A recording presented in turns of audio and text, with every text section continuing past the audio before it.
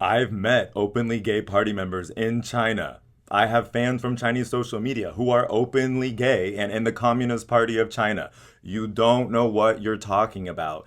This comment is like psychosis levels of delusion. China's really like anywhere else in the world. Like the rural areas are more socially conservative, family oriented, traditional, and then the big cities are more metropolitan. Like the gay clubs I went to in Chongqing, in Shanghai, and Beijing were insane. I'm speaking as a New Yorker. The gay clubs in the big cities in China are insane. You really should go. Also, if you've been on Chinese social media, you would know that there are queer people who are really, really popular in China. China also has their own version of Grindr called Blued, which I find to be way more wholesome because of the live streaming aspect. Like people are actually hanging out and like singing karaoke songs together and stuff.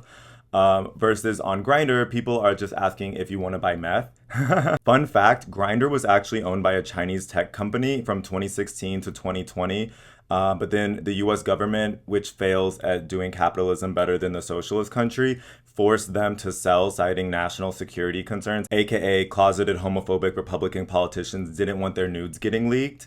Anyway, now Grindr's owned by BlackRock and Vanguard, which fund things like the military industrial complex, sending bombs to the Middle East. They fund companies that are based in the illegal Israeli settlements. They fund oil and gas exploitation. So China's got like 100 million queer people. Why no gay pride parades? It actually has to do with people like this commenter.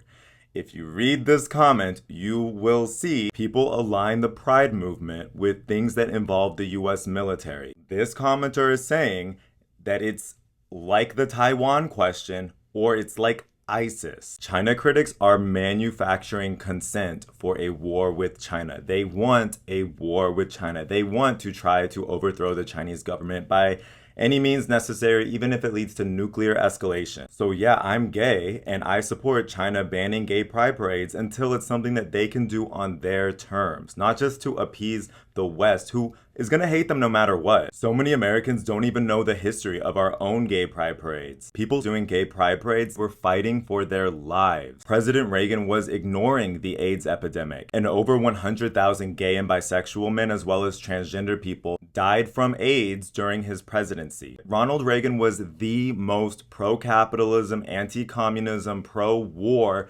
president until Donald Trump, maybe. And as Americans were watching gay people withering away from what they called gay cancer because no one would talk about it, and the government wasn't funding research for it, people became more and more homophobic, thinking that gay people would spread the disease to them. There was a life or death reason to march in the streets. Movements like the Act Up movement had slogans like silence equals death. People needed to make noise and demand to be seen. Right now, pro-capitalism people are using trans people as a scapegoat. They are literally stealing so much money from the working class, gutting all social services, and getting everyone to fight about less than 1% of the population, the trans people. The Chinese government is boosting social services. They don't need a scapegoat. People's lives are improving year after year. They don't need to make noise and demand to be seen.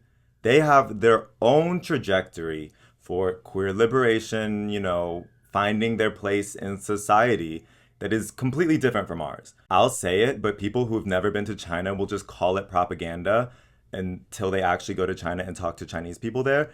People in China support their government. It's like over 85% of Chinese people support their federal government, while like 30%, somewhere around there, support our federal government here in the United States.